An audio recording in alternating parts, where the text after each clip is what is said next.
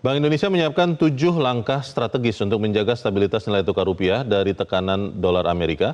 Gubernur Bank Indonesia Peri Warjio telah melaporkan rencana itu kepada Presiden Prabowo Subianto.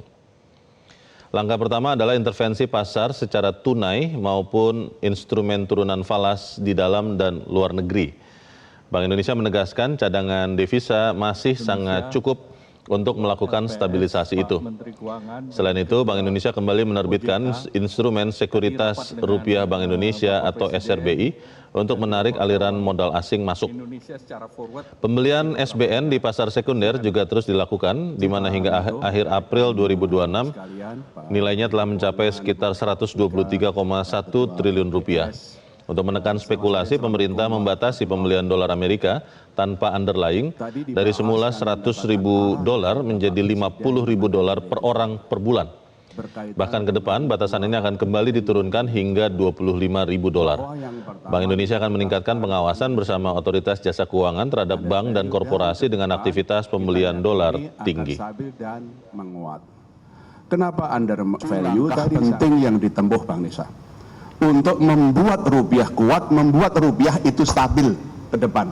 7 langkah pentingnya yang tadi kami laporkan apa? 1, kami akan terus melakukan intervensi secara tunai dan domestic non-delivery di dalam negeri dan juga non-delivery forward NDF di pasar luar negeri, di Hong Kong, di Singapura, di London, di New York. Kami terus akan melakukan intervensi untuk menstabilkan rupiah baik di dalam negeri maupun dari luar negeri.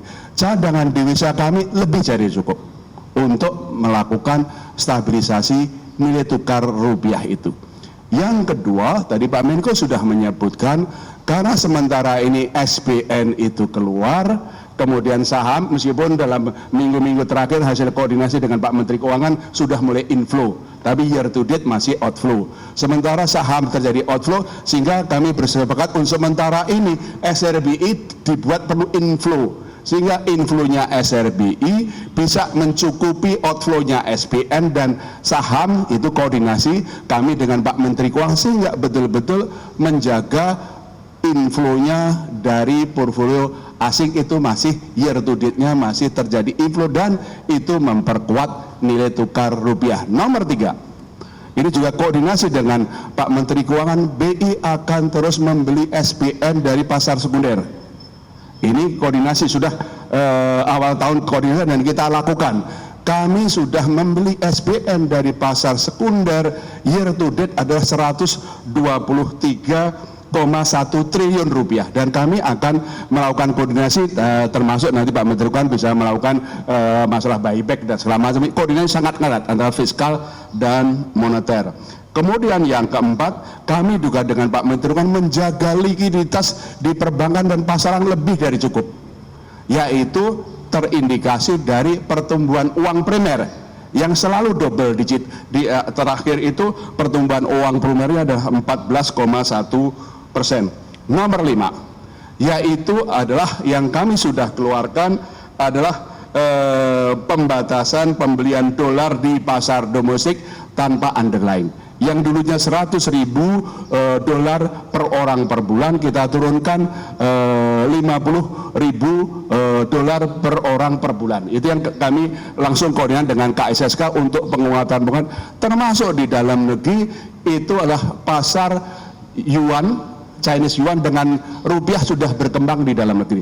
Karena lokal currency kita dengan Cina sama yuan, Cina sama rupiah itu sangat tinggi, dan sekarang sudah mulai terbentuk pasar domestik yuan sama rupiah termasuk ini local currency, sehingga itu mengurangi atau melakukan diversifikasi dari dolar, sehingga itu bisa memperkuat. Nomor 6 adalah penguatan untuk pasar intervensi kami di offshore non-delivery forward, supaya kita lebih mampu mengendalikan perkembangan nilai tukar di offshore, di luar negeri.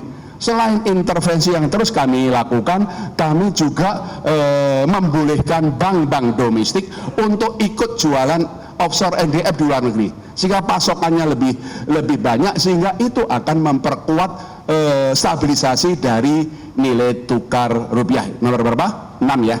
Nomor 7 adalah peningkatan pengawasan kepada bank-bank dan korporasi yang terutama kami lihat bank-bank korporasi yang aktivitas pembelian dolarnya tinggi, kami kirim pengawas ke sana koordinasi dengan Bu Frederica Widyasari dari Ketua OJK untuk memastikan bagaimana stabilitas sistem keuangan terjaga. Jelajahi cara baru mendapatkan informasi. Download Metro TV Extend sekarang.